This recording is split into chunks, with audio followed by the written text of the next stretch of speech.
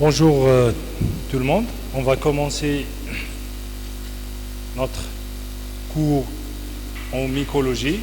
Donc vous avez fait une introduction en mycologie, vous avez vu c'est quoi la mycologie, c'est quoi les champignons, c'est quoi, qu'est-ce qu'il y a dans la mycologie. Aujourd'hui on va voir une entité de la mycologie, c'est Candida et Candidose. Alors,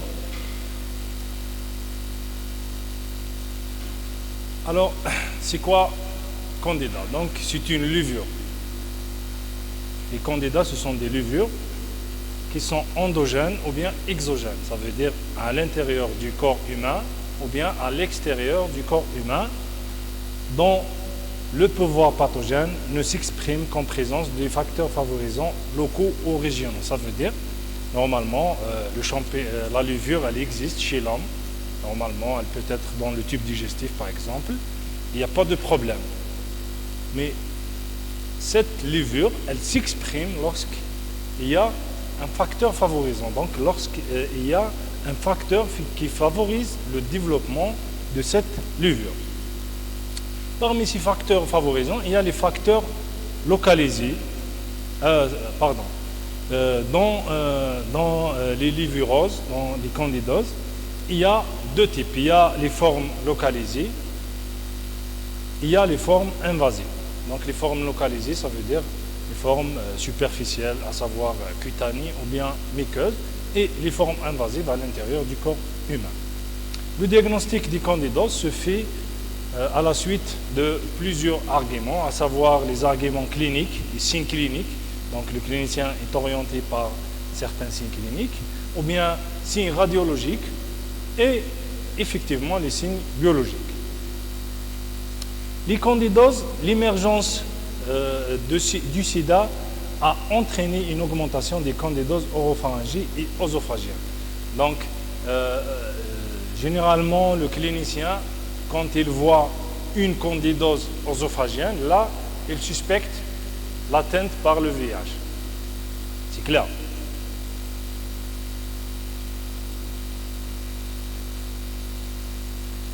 Alors, une petite définition de candida et candidose. Donc, généralement, les candidoses sont provoquées par le développement dans le tissu d'une levure appartenant au genre Candida. Comme je vous avais dit, elle peut être superficielle. Là, l'atteinte, elle est bénigne, donc elle n'est pas grave et elle est très fréquente. Les atteintes superficielles, elles sont très fréquentes. Elles touchent surtout les muqueuses, la peau et les ongles. Mais l'atteinte, elle peut être profonde. Là, elle fait la gravité de cette atteinte fongique. Donc, c'est une atteinte assez grave. Et elle se développe, le champignon se développe sur un terrain particulier avec toujours présence de facteurs favorisants. Donc c'est pourquoi on classe cette levure dans les infections opportunistes. Ça veut dire infection opportuniste, Kingulkum, par exemple, est-ce que cette levure est une infection opportuniste? Donc elle est classée dans les infections opportunistes. Opportuniste, ça veut dire elle ne fait rien, mais lorsqu'il y a un terrain particulier, surtout un terrain immunodéprimé, là, la levure, elle va s'exprimer ou bien elle va se majorer. D'accord? On commence par la classification. Donc, elle appartient au rani des champignons fungi, la division des Ascomycotina, la classe des Ascomycètes, l'ordre des Acaromycetales, le genre Candida. Donc jusqu'à aujourd'hui, on compte plus de 200 espèces, mais 35 espèces qui nous intéressent, nous, en pathologie humaine, seulement 35 espèces.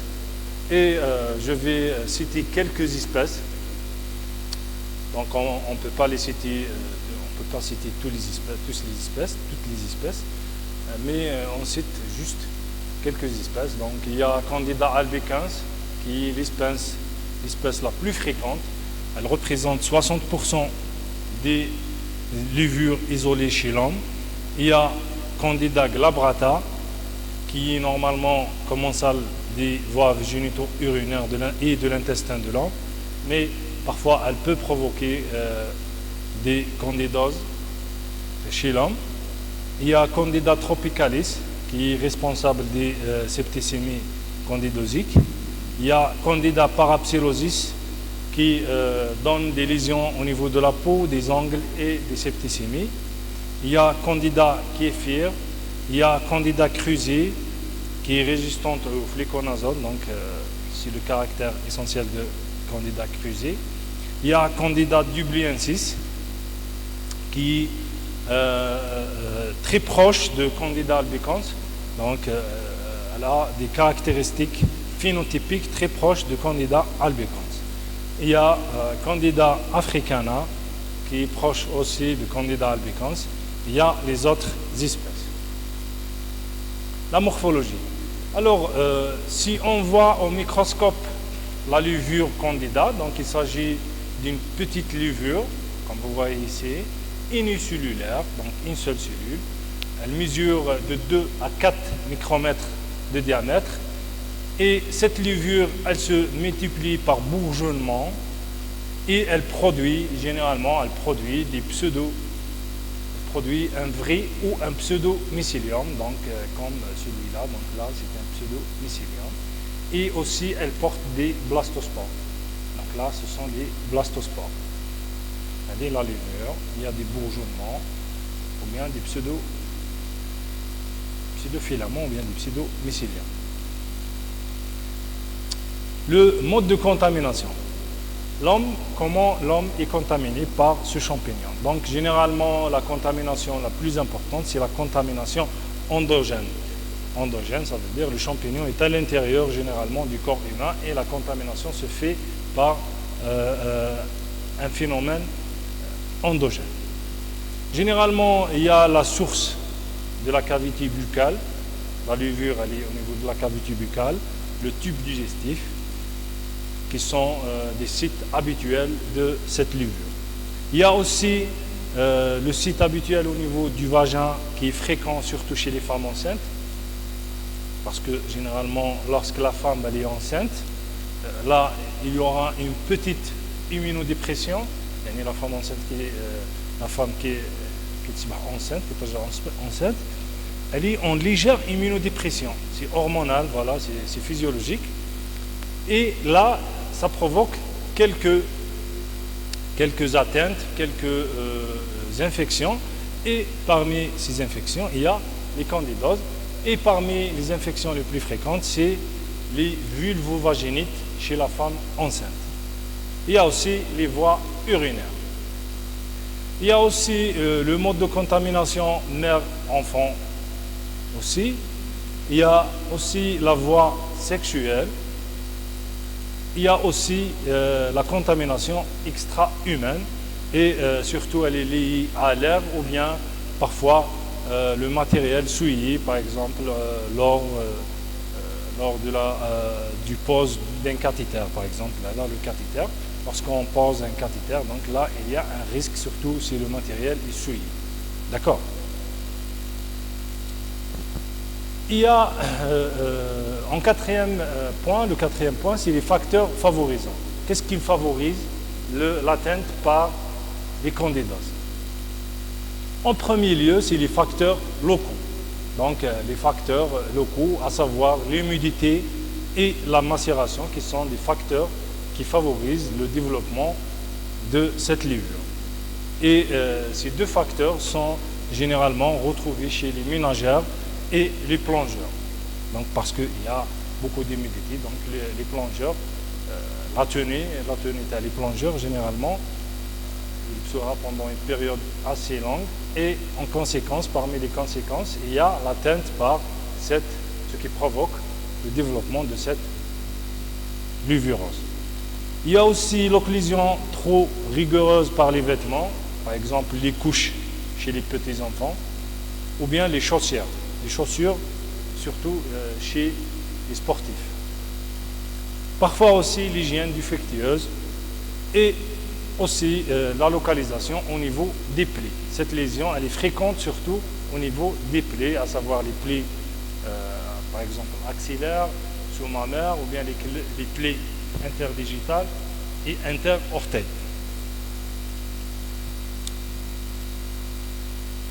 Il y a aussi d'autres facteurs locaux aussi. Il y a les modifications du pH cutané, à savoir par exemple l'usage d'un savon acide ou bien d'une solution antiseptique sur la peau ou bien sur la muqueuse, surtout chez les femmes, donc l'utilisation des antiseptiques qui peut modifier le pH de cette région. Il y a aussi un autre facteur local aussi, c'est le contact étroit avec un milieu riche en sucre, c'est surtout les pâtissiers. Ce facteur est fréquent chez les pâtissiers, donc les facteurs هادو ça nous oriente. يعني كي نسقسيو مثلا نقولوا un malade نقولوا له واش تخدم، نشوفوا la lésion نقولوا له par exemple واش تخدم، يقول لك voilà je travaille un pâtissier. Ça vous oriente, voilà, ça peut être, c'est un facteur favorisant de l'évolution, de développement de cette maladie. Deuxièmement, les facteurs favorisants généraux.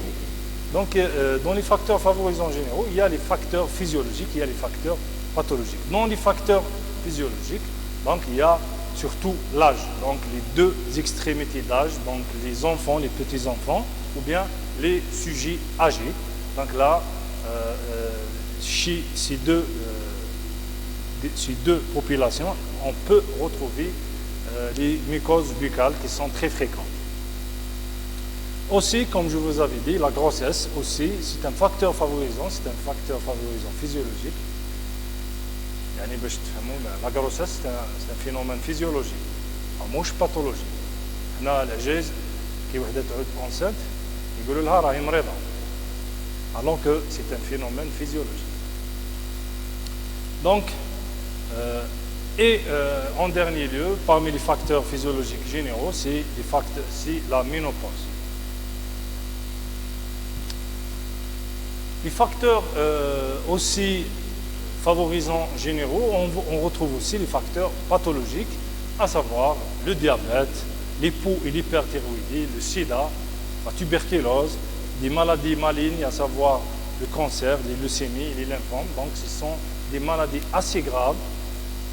Et parmi ces maladies, il y en a des maladies qui entraînent chez l'homme une immunodépression, ce qui favorise le développement et la multiplication de cette levure.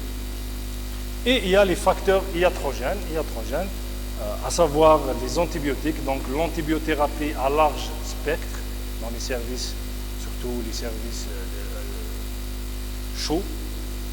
Il y a aussi les médicaments cytotoxiques, les corticoïdes, les corticostéroïdes et la chimiothérapie. On peut aussi retrouver certains facteurs liés à l'agression chirurgicale, à savoir la grande chirurgie, à savoir la transplantation d'organes. Donc là, on peut, dans cette chirurgie, on peut poser un cathéter pendant de longues périodes dans ces services. Et aussi les sondes. Physiopathologie, donc la pathogénicité de cette levure.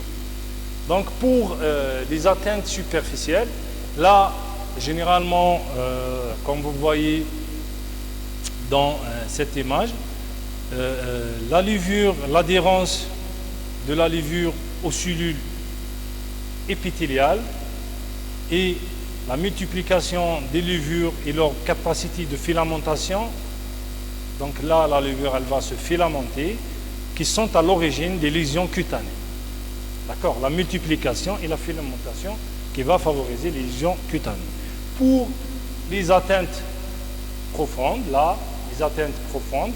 donc généralement, la levure, elle existe au niveau du corps, il n'y a pas de problème, mais lorsqu'il y a une modification écologique, là, la levure candida va profiter de la situation et elle va se multiplier, et elle va former un biofilm. Et généralement, ce biofilm, dans cette localité ou bien de cette localisation, est à l'origine de cette lésion, cette lésion au niveau de ce tissu, et généralement cette levure elle va se disséminer par voie sanguine et elle va s'adhérer et filamente et elle va entraîner des lésions tissulaires au niveau des différents organes. D'accord? Cliniquement, qu'est-ce qu'il y a comme lésion clinique? Bien comme atteinte clinique, comme signe clinique lors de l'atteinte par candida. Donc on commence par les candidoses superficielles. En premier lieu, c'est les candidoses des muqueuses. Dans les candidoses des muqueuses, on retrouve les candidoses oropharyngiques qui sont très fréquentes. Dans les candidoses oropharyngiques, on retrouve trois formes. Il y a la forme pseudomembraneuse ou bien le mugu. Le mugu, là, je l'ai beaucoup plus عند الولاد الصغار. الولاد الصغار كي يرضعوا كي نحلوا quand on ouvre la bouche, on retrouve surtout ces lésions qui ont un aspect blanchâtre. C'est un enduit blanchâtre au niveau de la bouche. On l'appelle le mugu. Cette atteinte est appelée mugu, c'est très fréquent et très connu par les médecins, les différents médecins. Donc c'est une atteinte fongique qui est due à candida. Généralement, elle est fréquente chez les petits-enfants et aussi elle est fréquente chez les sujets atteints de VIH. La deuxième forme, c'est la forme érythémateuse atrophique, généralement au niveau du palais ou bien le dos de la langue, comme vous voyez dans cette image. La troisième forme, c'est les candidoses hyperplasiques ou pseudotumorales. Donc, elle a une forme qui ressemble à une tumeur cutanée ou bien cutanéo-muqueuse. Et généralement, elle siège au niveau de la muqueuse jugale et sous la langue, sous forme d'une plaque blanc jaunâtre, comme vous voyez dans ces images. La perlèche ou bien la chylite. Donc généralement, elle correspond à une inflammation des commissures labiales et elle réalise une fissure humide, érythémateuse, squameuse, croûteuse, souvent bilatérale. Donc elle touche les commissures labiales. D'accord?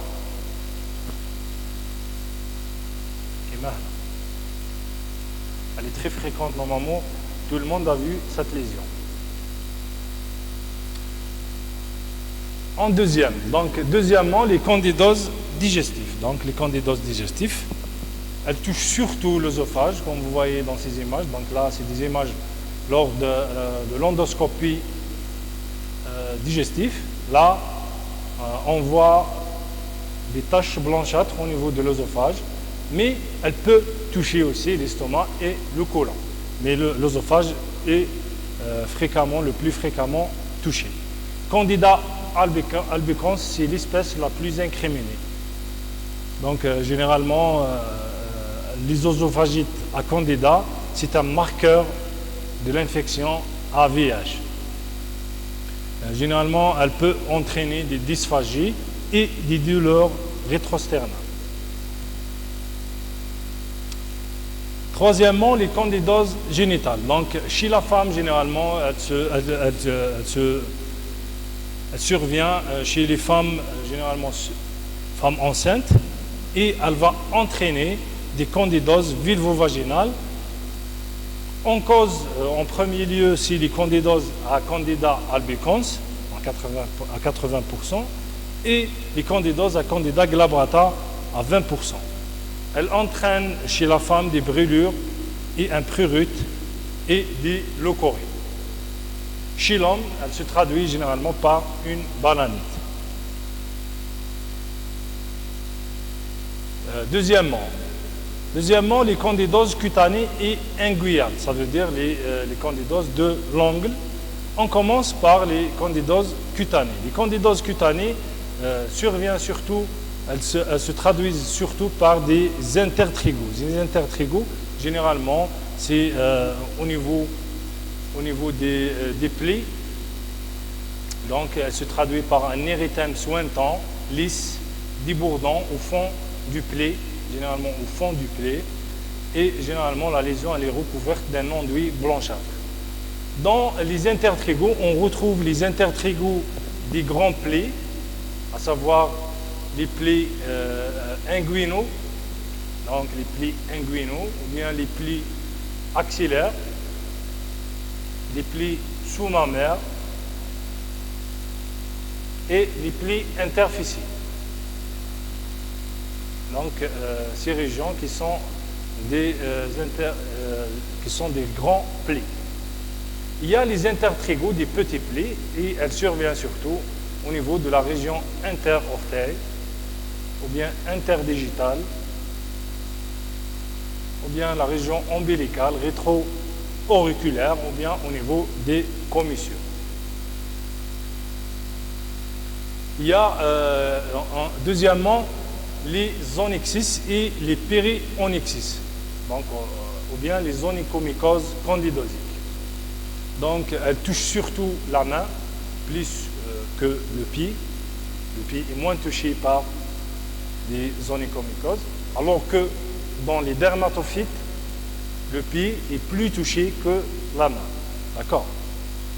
La femme, c'est le sexe le plus touché, donc plus que l'homme.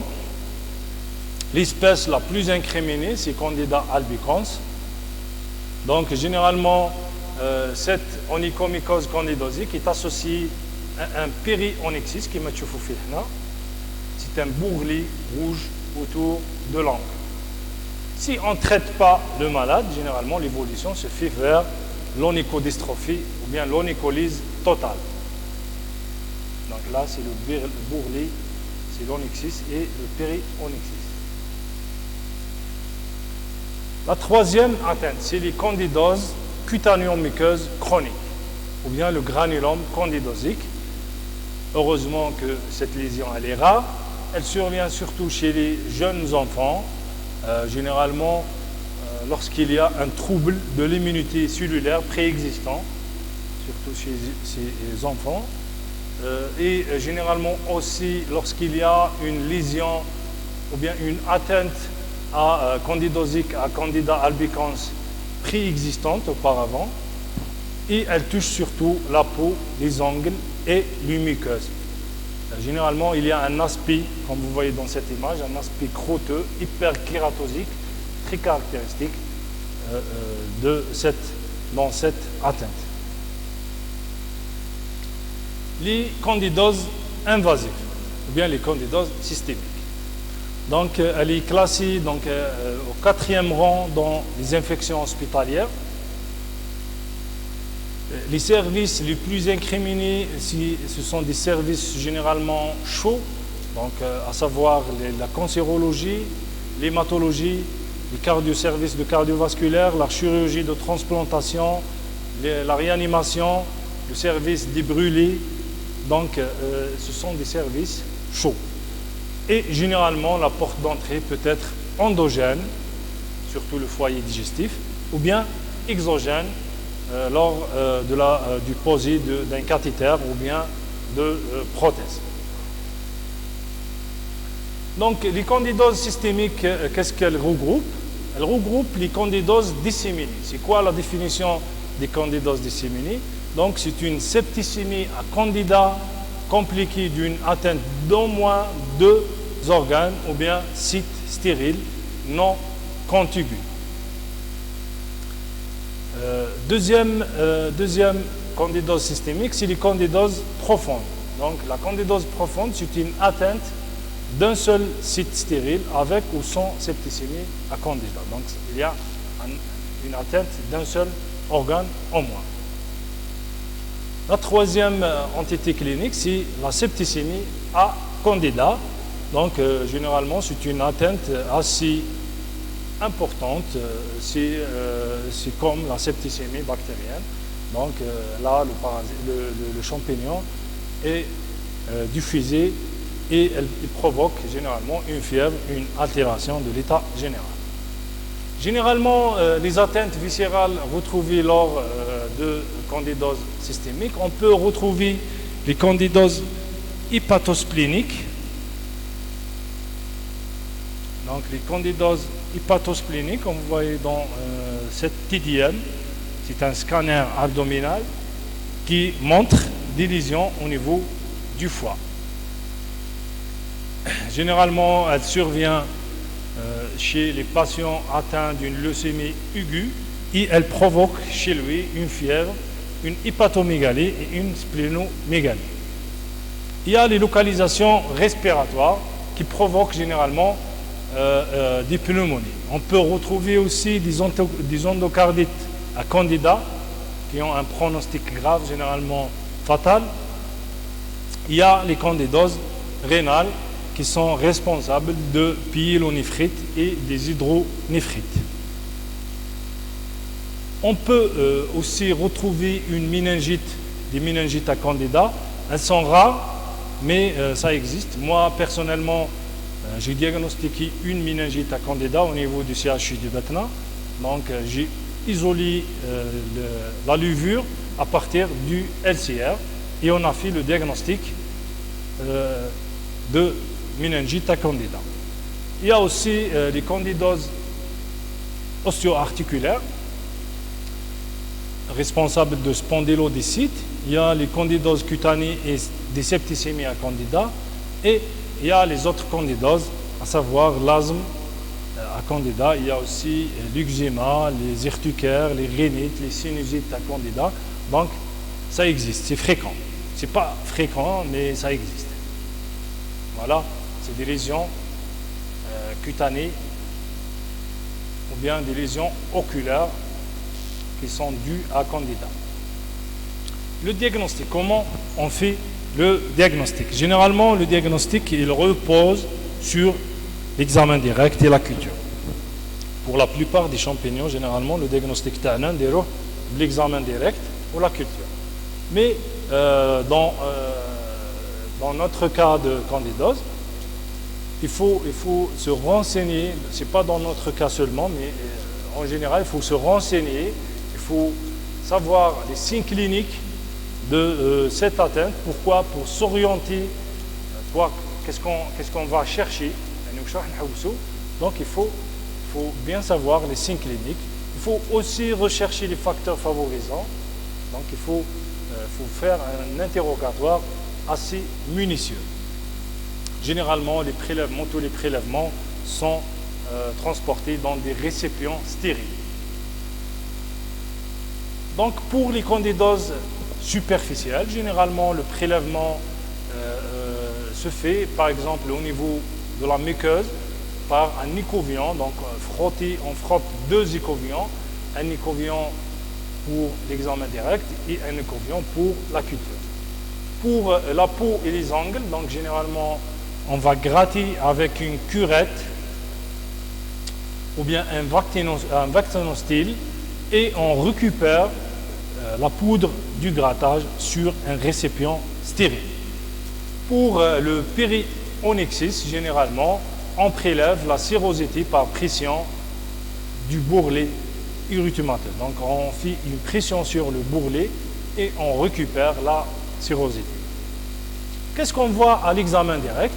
Donc généralement, on ajoute du sérum physiologique au prélèvement, ou bien on peut ajouter un éclaircissant qui est représenté par la solution de potasse à 10% ou bien 30%, ou bien le noir de chlorazole. Généralement, si on ajoute ces différents éclaircissants, qu'est-ce qu'on va observer au microscope? Généralement, on va observer une levure arrondie, de 4 à 8 micromètres. Généralement, elle est bourgeonnante. D'accord? Parfois, on n'arrive pas à faire le diagnostic par l'examen direct. Donc, c'est pourquoi on a recours à la culture. Donc, c'est très essentiel de faire la culture au cours de la mycologie.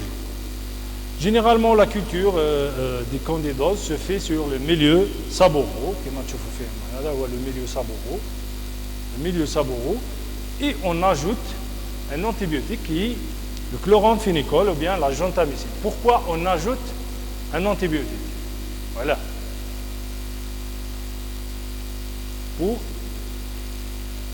Très bien. Pour éliminer la poussée des bactéries. Il y a un déroulé antibiotique parce que généralement la poussée des bactéries elle est plus rapide que les champignons. Donc si on laisse le milieu sans antibiotiques, généralement, il y a développement de bactéries avant que le champignon se développe. D'accord? On ajoute aussi l'actidione, donc qui permet de différencier certaines espèces, à savoir, par exemple, le Candida albicans et kéfir pousse en présence de l'actidione, alors que Candida tropicalis ne pousse pas. Généralement, qu'est-ce qu'on va, avant de voir, donc généralement, les champignons de type Candida poussent à 37 degrés, donc c'est une température pour le développement, essentiel pour le développement de Candida. Généralement, la poussée elle est rapide au bout de 48 heures. On fait le prélèvement, au bout de 48 heures, on récupère la culture. Qu'est-ce qu'on va retrouver au niveau de la culture? Généralement, on retrouve des colonies qui sont blanc crème, comme vous voyez dans ces images. Les colonies se forment blanc crème. Donc, on a l'examen direct, on a la culture. Là, on va identifier la culture. Donc, on a retrouvé la levure. Il s'agit de Candida, mais on n'a pas identifié l'espèce. Donc, voici les différentes techniques qui nous permettent d'identifier l'espèce. Donc, qui est Candida albicans, c'est l'espèce la plus incriminée en pathologie humaine. Donc, les différentes techniques se basent généralement sur l'identification de Candida albicans. Et parmi ces techniques, donc l'identification de Candida albicans, parmi ces techniques, il y a la culture sur le milieu PCB. PCB, ça veut dire pomme de terre, carotte et bile. Généralement, on fait la culture au bout de, après 24 à 48 heures, à 27 degrés, donc dans un milieu assez pauvre. On observe généralement formation de chlamydospores, qui sont des spores terminales ou bien latérales, rondes ou ovales, qui mesurent de 6 à 16 micromètres de diamètre, généralement à parois épaisses et à double contour, comme vous voyez dans ces images. Donc, il s'agit de Candida albicans. C'est la seule espèce qui produit ces chlamydospores. Donc à votre niveau, c'est la seule espèce. La deuxième technique, c'est le rice cream. Donc le rice cream, c'est un milieu aussi, qu'on voit ici. Donc on incube pendant 24 à 48 heures, à 27, toujours à 27 degrés. S'il y a formation de mycélium ou bien un pseudomycélium, plus les chlamydospores, donc là, il s'agit de Candida albicans aussi. Il y a aussi le troisième test, c'est le test de filamentation, ou bien la filamentation dans le sérum, ou bien le test de blastèse. Il y a plusieurs nominations. Donc, ce test il est basé sur la rapide germination de levure dans un sérum, donc la production d'un tube germinatif dans le sérum animal ou bien humain à 37 degrés, généralement au bout de 4 heures. La technique, c'est d'ajouter 0,5 ml du sérum plus quelques gouttes de suspension de levure, donc obtenue à partir de la culture. Au bout de 4 heures, on observe au microscope, il y a formation d'un tube germinatif. D'accord?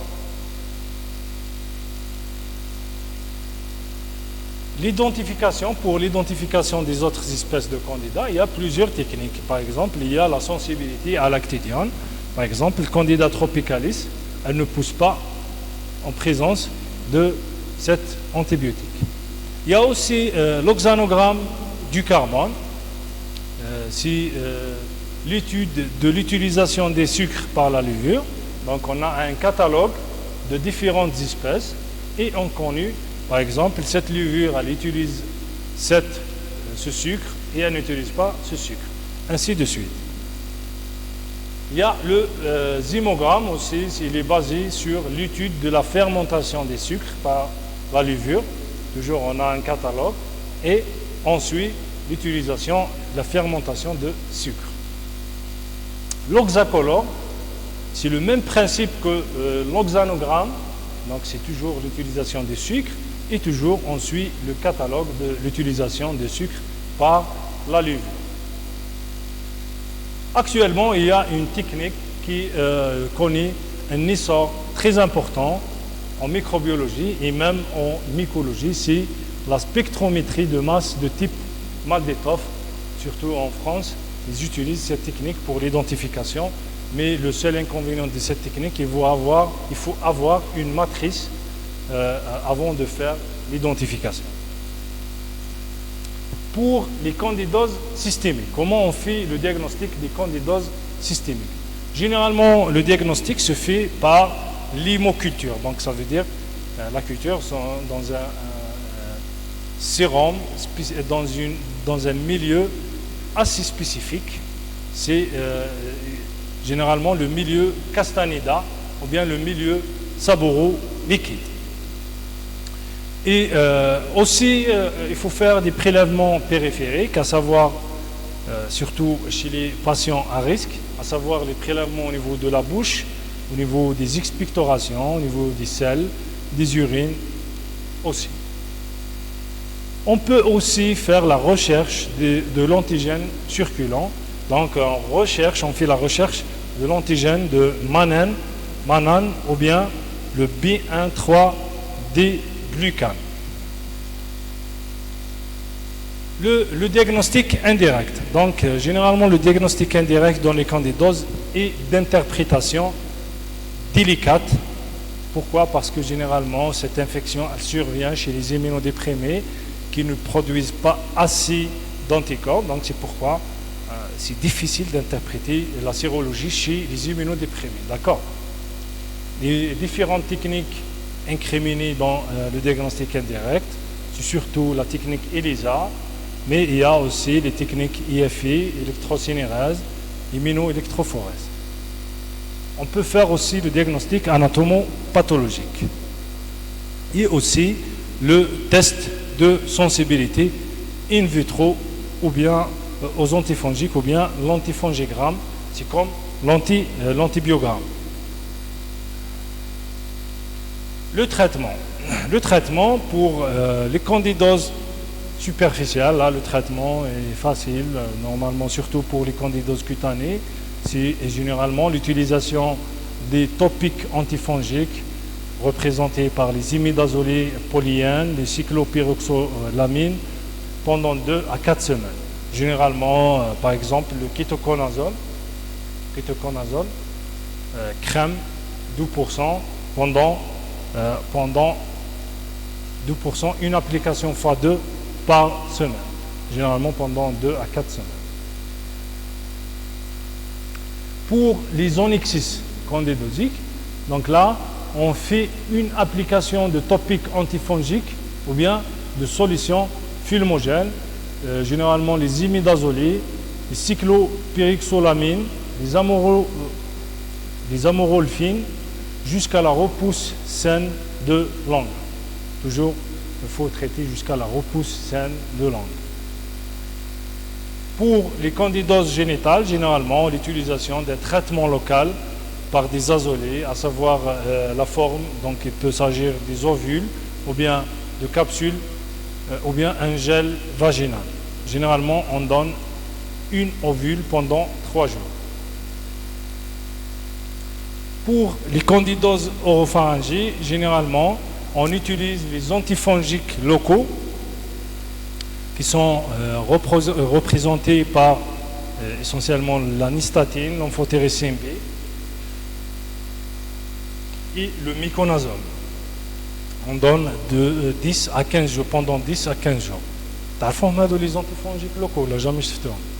كاين هذاك فنجيزون هذاك كي لونفوتيريسين دي فنجيزون اللي نديروا كاين لو داكتاران اللي نحطوه جل نحكموه ونحطوه في لابوش sais pas si quelqu'un qui a le micronazole aussi, la forme gel, on la bouche pour des candidoses buccales.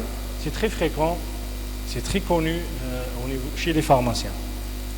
Il y a aussi les bains de bouche, les antiseptiques et le bicarbonate de soude, donc c'est l'utilisation des bains de bouche. Chez les immunodéprimés, donc on préconise un traitement local, sinon on associe le fluconazole, un traitement par voie orale, à une posologie de 100 à 200 mg par jour. Pour les candidoses systémiques, généralement le traitement des candidoses systémiques se fait 15 jours après la dernière hémoculture positive. Donc il faut toujours aller jusqu'à la dernière 15 jours après la dernière hémoculture positive. C'est pourquoi on doit faire des hémocultures.